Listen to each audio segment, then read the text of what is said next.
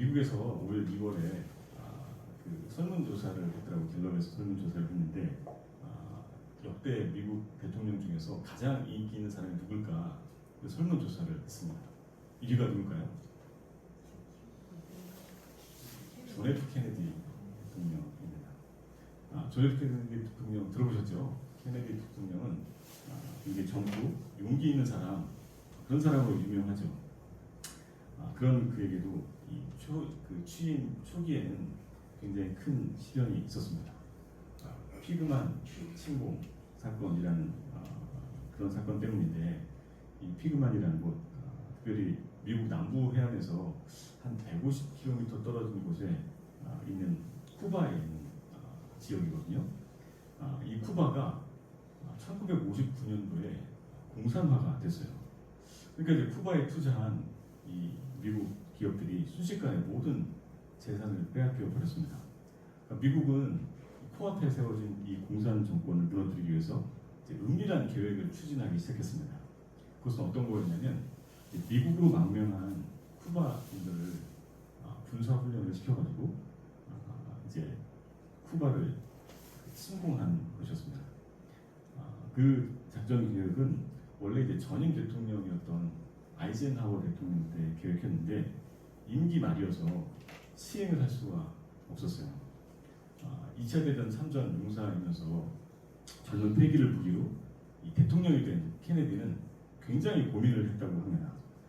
그런데 주변에서 자꾸 반드시 승리한다라는 주변 설득에 따라서 결국 작전을 승리를 하게 되었습니다. 결과는 어땠을까요?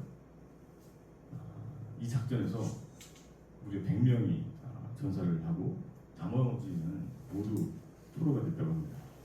미국은 결국 5,300만 달러, 그러니까 우리나라 돈으로 600억, 그때가 이제 1960년대니까 지금 시세로 하면 거의 5조 원에 육박하는 돈을 쿠바에 지원해주고, 포로로 잡혔던 이 쿠바인 1,100여 명을 이제 석방시킬 수 있었다고 합니다. 이 사건으로 쿠바의 그 공산 정권은 굉장히 이제 탄탄대로를 겪어야 됐고, 1년 후에 전 세계를 제3차 세계대전의 어떤 공포로 떨게 했던 이 미사일, 쿠바 미사일 위기가 이 사건을 통해서 그 계기가 되는 사건이 됐다고 합니다. 그런데 한마디로 말하면 이 작전은 대실패였다라고 얘기할 수 있는 거죠. 그런데 이 케네디 대통령이 이 엄청난 작전을 승인한 이유가 사실은 따로 있었다라고 합니다. 그게 뭐였냐면, 경험과 지혜가 많아 보이는 이 아이젠하워 전 대통령에 비해서 좀 믿음직스러워 보이지 않는다, 좀 애송이 같다라는 평가를 받던 이 케네디 대통령이 이런 평가를 좀 단번에 뒤집을 만한 뭔가 탁월한 업적이 이 사건이 될 수 있지 않을까, 이런 기대 때문에 이 작전을 승인했다라는 거죠. 우리에게는 작은 문제가 사실 큰 문제가 돼서 공동체도 굉장히 어렵게 만드는 그런 문제로 발전합니다. 오늘 이 본문 말씀에도 이제 그런 큰 위기를 맞는 한 사람이 등장을 하죠. 르호보암은 이스라엘 왕국의 전성기를 열었던 솔로몬의 뒤를 이어서 왕이 됐습니다. 그리고 나니까 그동안 아무 소리 못하고 있었던 억눌려왔던 이스라엘 백성들이 손뼉을 쳤어요. 솔로몬 왕국은 굉장히 부유하고 강력했지만 그 나라를 유지하기 위해 백성들이 져야 될 부담이 엄청났습니다. 그러니까 세금도 내야 하고 또 군대도 가야 하고 심지어 건축 현장에 백성들이 다 나가야 됐습니다. 외국과 무역도 해야 되고요. 각종 굉장히 귀한 물건들 직접 가져온 일들 전부 다 이 백성들이 감당해야 됐습니다. 그러니까 백성들이 얼마나 힘들겠어요. 그런데 그들에게 새로운 왕이 등장하니까 기대가 생기기 시작합니다. 백성들은 자신들의 요청을 잘 전달해 줄 한 사람을 이집트에서 데리고 옵니다. 그 사람은 솔로몬 왕에게 맞서다가 이집트로 도망한 여로보암이라는 사람이었습니다. 그를 앞세워서 르호보암 왕에게 지금껏 해오던 일들 좀 제발 좀 이제는 좀 줄여달라고 요청을 한 거죠. 그 요청을 들은 르호보암은 굉장히 당황했습니다. 사실 생각조차 못해본 일이었기 때문이죠. 그리고 어떻게든 아버지처럼 좀 지혜로운 답을 해야 됐기 때문입니다. 그럼 과연 어떤 것이 지혜로운 결정일까요? 사실 이건 굉장히 위기이기도 했지만 르호보암에게는 또 기회로 느껴질 수도 있었습니다. 르호보암의 아버지 솔로몬이 어떤 사람입니까? 솔로몬은 지혜의 대명사입니다. 평생을 부귀영화를 누렸던 사람이에요. 책도 많이 썼고 식물과 동물, 자연 현상까지 모르는 게 없었던 능력자였습니다. 또 후궁 700명에 또 첩을 300명이나 둔 재력가였어요. 또 주변 나라에 혼인 관계를 이렇게 맺어가지고 정치적으로 또 외교적으로 굉장히 탄탄한 그런 관계를 맺었던 사람입니다. 그 주변국 중에 누구도 함부로 할 수 없는 또 강력한 군사력도 가진 사람이었습니다. 만약에 여러분이 이런 사람을 아버지로 두었다면 어떨까요? 좋을까요? 사실 남의 아버지니까 좋을 것 같지만 사실 우리 아버지는 별로 재미가 없습니다. 오히려 열등감 생기기에 딱 좋은 스타일입니다. 르호보암이 사실 그랬어요. 르호보암이 41세의 왕이 되거든요. 그러니까 르호보암은 평생 아버지가 누렸던 이 부귀영화와 지혜 이걸 옆에서 직접 지켜보았던 사람입니다. 그러니까 르호보암의 눈은 굉장히 높은데 스스로는 거기에 미치지 못해서 자신의 능력 부족을 뼈저리게 느꼈을 겁니다. 어떻게 해도 아버지의 탁월함을 쫓아갈 수 없었기 때문이죠. 아들들은 아버지를 사실 경쟁 상대로 생각하는 것 같더라고요. 제 아들도 어렸을 때 축구나 야구를 이제 같이 할 때면 기를 쓰고 저를 이기려고 그러는 거예요. 그러다가 지면 울기도 하고 그랬던 기억이 있습니다. 르호보암도 그럴수록 자기가 초라해지지 않으려고 아마 발버둥 쳤을 것 같아요.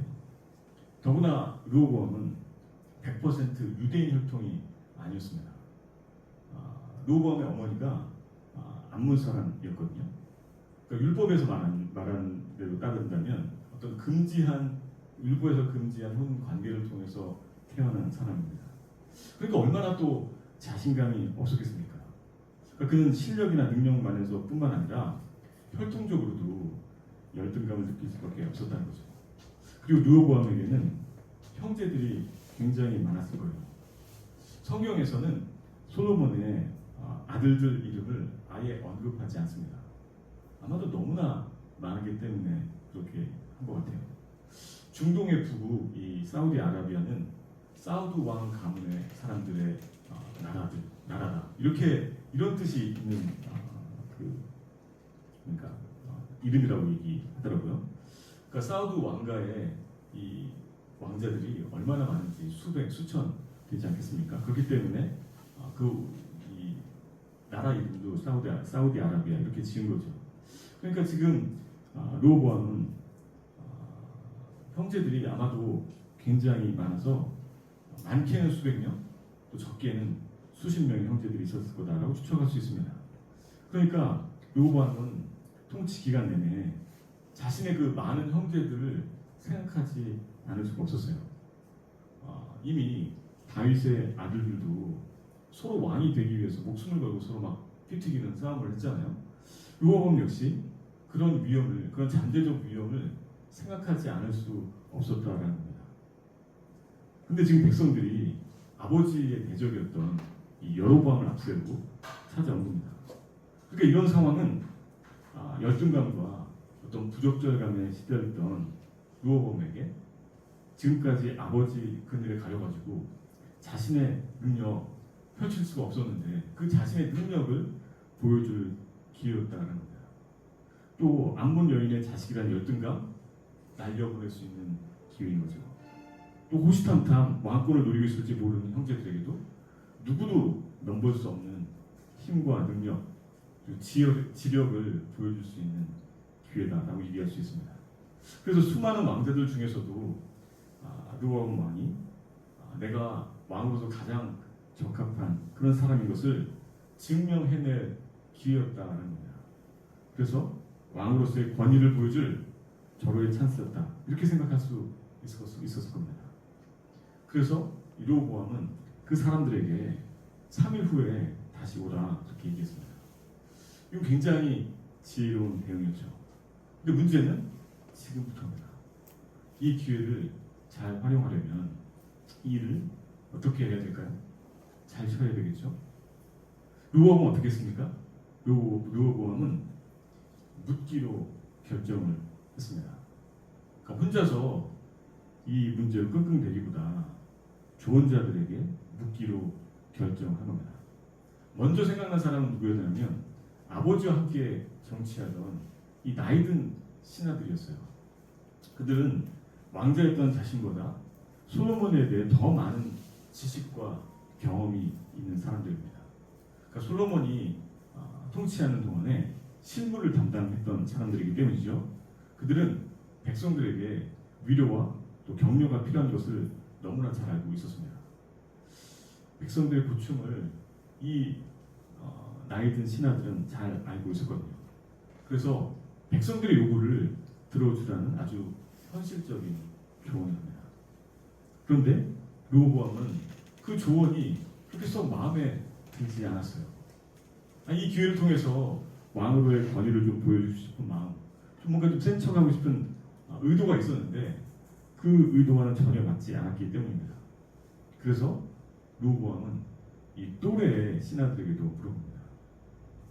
그들도 나이든 신하들의 조언이 합리적이다라고 생각했을지도 모르겠어요. 하지만 르호보암이 자기들에게도 이 똑같은 질문을 하는 이유를 너무나 잘 알고 있었습니다. 그래서 그들은 르호보암의 어떤 체면을 살려주는 말을 하는 거예요. 그가 가진 허세를 자극하는 말, 또 그가 정말 듣고 싶어하는 말을 쏟아내는 겁니다. 르호보암은 그들의 이야기를 듣고 굉장히 마음이 즐거워졌습니다. 왠지 열등감이 사라진 것 같은, 또 부적절감도 없어진 것 같은 그런 기분이 들었어요. 그래서 이제 마음을 바로 결정했습니다.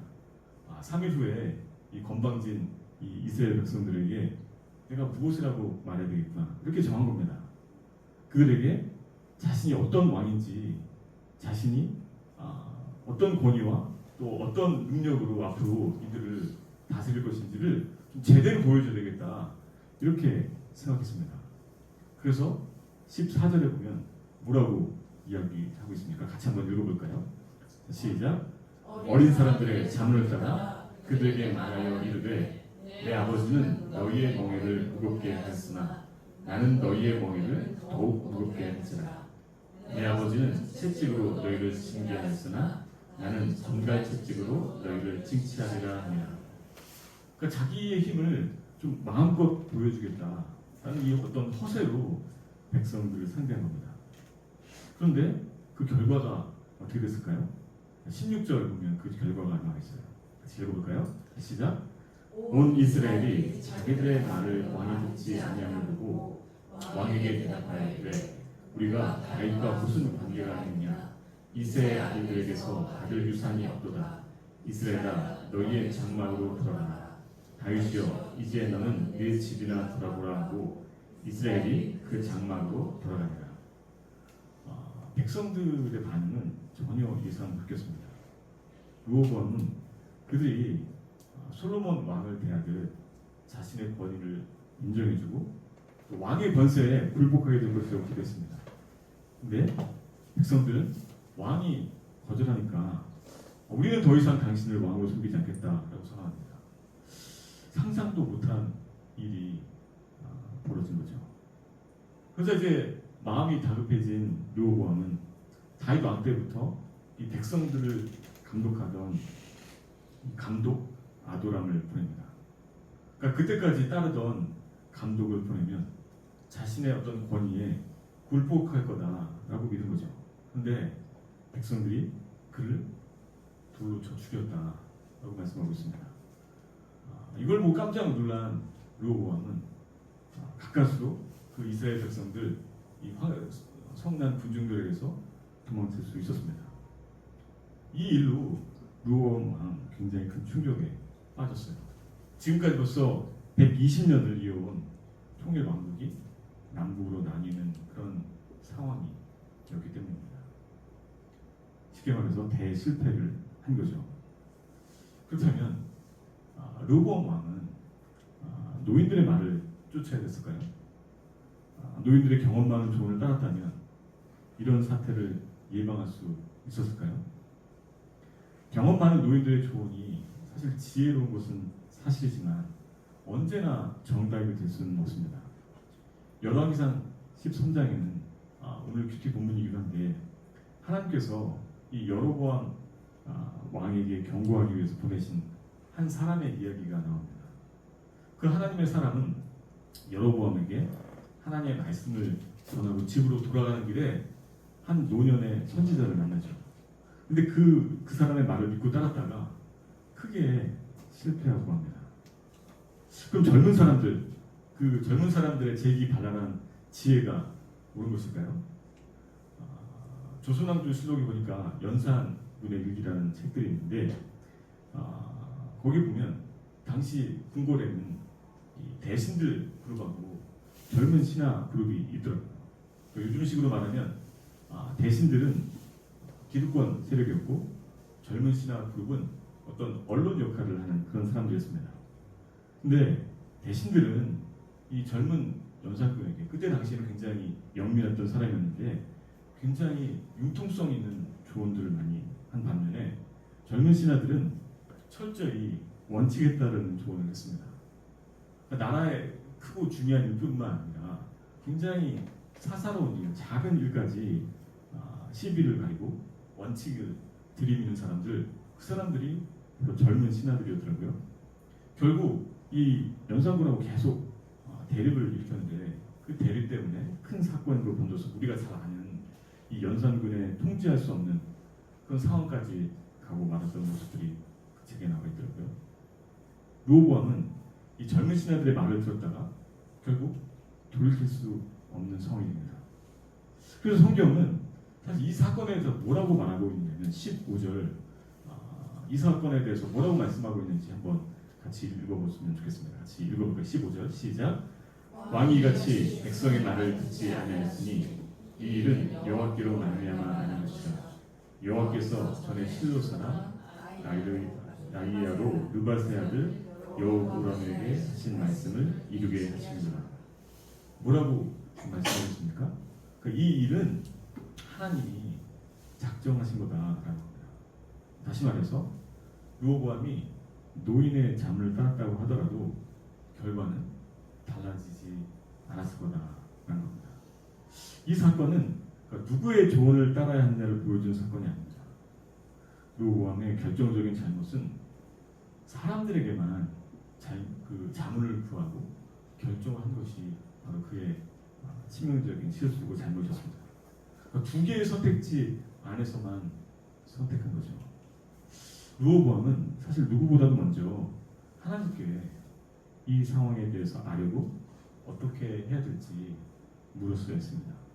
그랬다면 하나님은 아마 가장 좋은 방법이 가장 좋은 방향이 무엇인지 알려주셨을 거예요.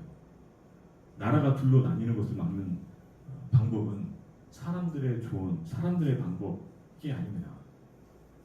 르호보암에게 만약에 회개가 필요했다면 하나님께서는 그에게 회개를 말씀하셨을 거예요. 그리고 다시 돌이킬 수 있는 기회를 주셨을 겁니다. 만약에 진짜로 노인들의 조언이 이 상황에서 더 적합했다면 하나님은 그것을 선택하라고 말씀해 주셨겠죠. 제3의 길이 있다면 그것 역시 분명히 알려주셨을 겁니다. 그러니까 르호보암은 사람이 아니라 하나님께 물었어야 됐다라는 겁니다. 오늘 본문에서 강조하는 것은 언제나 노인의 조언을 쫓아야 한다거나 젊은이의 조언은 무시해도 된다라는 것이 아닙니다. 다만 하나님께 먼저 나갔어야 된다라는 거죠. 하나님께 물어야 한다라는 겁니다. 르호보암이 사람들이 아니라 하나님을 의지했어야 된다는 겁니다. 만약 르호보암이 먼저 하나님께 물었다면 이 일이 이 지경이 되지는 않았을 겁니다. 하나님은 아무것도 할 수 없는 절망 속에서도 하나님께 묻는 사람들에게 언제나 답을 주시는 분이시거든요. 피할 길을 열어주시는 분이십니다. 사무엘상 30장에 보면 다윗이 블레셋의 시글락이라는 도시에 머물 때 이런 일이 있었어요. 그러니까 다윗이 전쟁에 나갔다가 돌아오니까 아말렉 군사들이 와가지고 그곳에 있던 모든 재물과 그리고 다 부녀자들을 모두 다 사로잡아간 거예요. 그러니까 다윗과 함께 왔던 이 군사들이 그 상황을 보고 너무나 화가 나고 원통해서 다윗을 죽이려고 했습니다. 그러니까 가진 것을 다 빼앗기고 가족들마저 끌려가니까 분노한 부하들이 반역을 하려고 한 거죠. 그 위급한 순간에 다윗은 사람을 쫓지 않았습니다. 그러니까 인간적인 방법을 구하지도 않았어요. 다만 기도했습니다. 하나님께 나아가는 거죠. 그리고 그 절체절명의 순간에 하나님이 다윗에게 응답을 주시고 그들을 인도하셔서 결국 잃어버렸던 빼앗겼던 모든 것들을 다시 되찾게 하셨습니다. 그 위기를 넘어서게 하신 거죠. 우리가 전에 살펴봤던 사도행전 12장에 보면 이런 사건이 있습니다. 헤롯 왕이 12사도 중에 이 야고보 사도를 죽이니까 백성들이 너무 좋아하는 거예요. 그래서 헤롯 왕은 베드로도 죽이려고 잡아간 겁니다. 그때 교회는 베드로를 구명하려고 사람들을 찾아다니거나 사람들에게서 어떤 방법을 찾지 않습니다. 그 인간적인 수단과 방법을 동원하지 않았어요. 다만 붙들려간 이 베드로를 위해서 기도했습니다. 하나님의 도우심을 구하면서 교회 전체가 기도합니다. 그때 어떤 일이 일어났습니까? 하나님께서 한밤중에 천사를 그 철통같이 지키고 있는 베드로가 붙들려 있는 그 감옥에 보내셔서 베드로를 안전하게 건져 주셨습니다. 하나님께 기도하고 하나님께 부를 때 하나님은 그렇게 기대와는 전혀 다른 일을 행하시는 겁니다. 우리가 전혀 생각할 수 없는 어떤 문제 해결이 하나님께 부를 때, 하나님께 의지할 때 일어난다라는 거죠. 르호보암이 백성들 앞에서 자기의 권위를 내세우려고 권력을 휘두르고 힘으로 억압하려고 할 때 그건 보기 좋게 백성들에게 거절을 당했습니다. 그러니까 자기 증명하려고 센 척할 때 그의 기대와는 전혀 다른 나라가 둘로 쪼개지는 그런 엄청난 일이 일어났습니다. 르호보암의 문제는 무엇입니까? 르호보암의 문제는 참 권위가 하나님과의 관계로부터 온다라는 사실을 할아버지 다윗의 삶으로부터 배우지 못했다는 겁니다.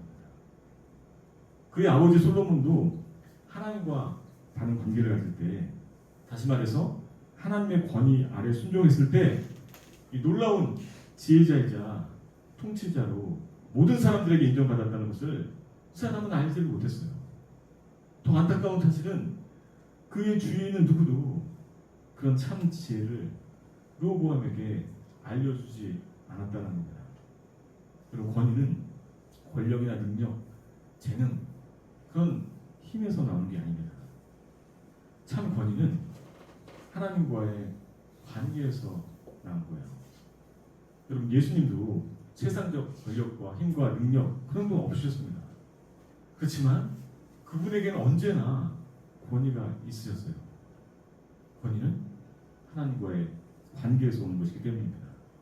바울도 세상적인 힘과 능력을 모두 내버린 사람이었지만 그를 통해서 우리에게 전해진 이 서신서들은 하나님의 말씀이라는 권위로 우리를 지금도 인도하고 있지 않습니까? 권위는 힘이 아니라 관계에서 나온 것이기 때문입니다. 사랑하는 여러분, 우리에겐 아주 작지만 우리 삶에 큰 영향을 미치는 그런 문제들이 있어요. 르호보암처럼 열등감일 수도 있겠고, 케네디처럼 비교 의식일 수도 있습니다.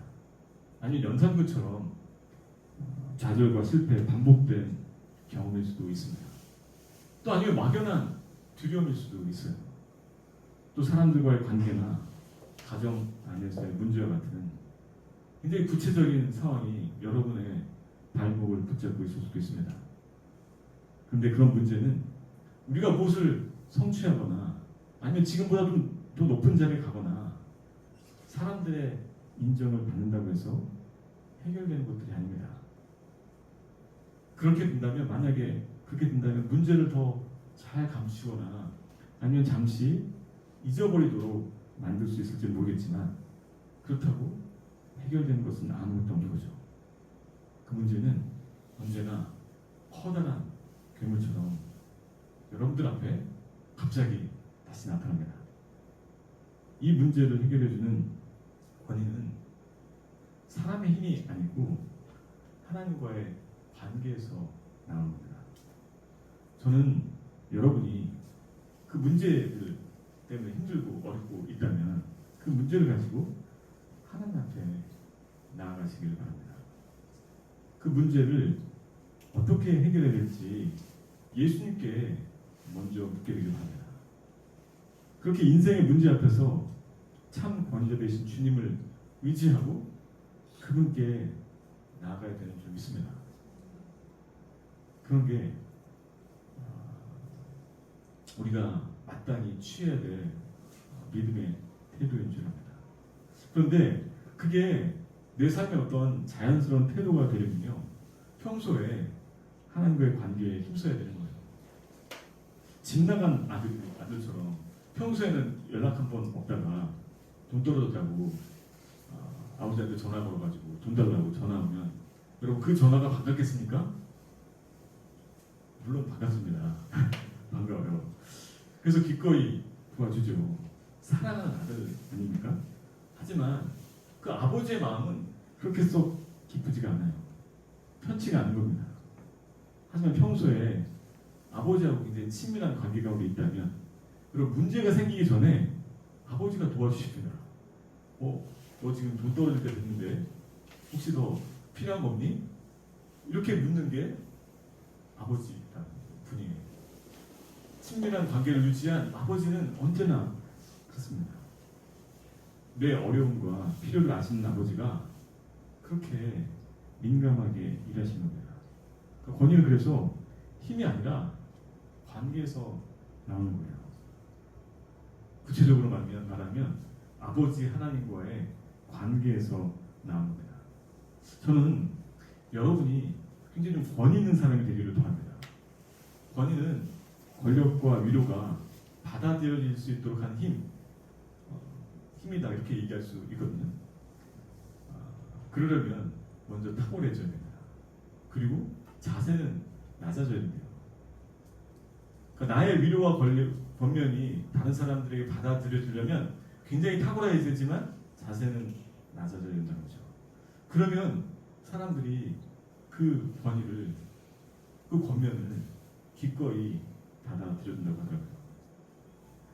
저는 여러분이 그래서 세상에서 인정받고 지지받는 그런 삶을 사시기를 축복합니다. 사람들이 여러분의 삶을 지지하고 흠모하게 되길 바랍니다. 그래서 여러분이 누군가에게 사랑으로 권면할 때 그 사람이 그것을 감사함으로 또 진지함으로 받게 되기를 바랍니다. 그런 영향력 있는, 그런 권위 있는 삶을 살기 위해서는 세상 사람들은 이렇게 하면 된다, 저렇게 하면 된다, 뭐 이런 것이 필요하다, 저런 것들이 필요하다, 그리고 많은 조언을 하지만 거기에는 오직 한 가지 방법이 있습니다. 그게 뭘까요? 하나님과의 관계에 집중하는 겁니다. 성경 말씀을 통해서 하나님과 친밀해지는 거예요. 그것이 가난하고 무식했던 어부 베드로를 초대교회의 기둥 같은 권위자로 만들어준 단 한 가지 이유였습니다. 그것이 포악자고 살인자였던 바울을 신약 성경을 무려 13권이나 쓴 권위 있는 선교사이자 목회자로 만들었던 한 가지 이유였다니까요. 마찬가지로 하나님과의 친밀한 관계가 여러분의 삶을, 또 저의 삶을 권위 있고 영향력 있게 만들 유일한 길인 줄 믿습니다. 그런 은혜가 저 여러분의 삶 가운데, 또 이 바실교회 가운데 있게 되기를 예수님 축복합니다. 아멘.